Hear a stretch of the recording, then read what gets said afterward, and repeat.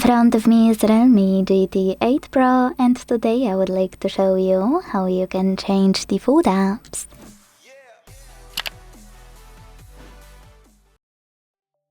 First of all, before doing anything, make sure all of your apps you want to change your current defaults to are installed on your smartphone.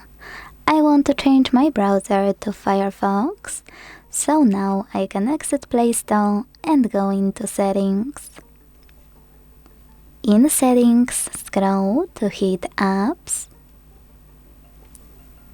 Select the default apps available here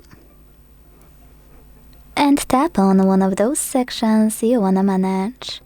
In my case, Browser app, so I have to click here, tap on Firefox to apply it, and tap on the back button.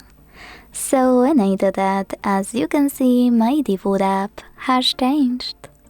Thanks so much for watching. If you enjoyed this video, leave a like, comment, and subscribe. Bye!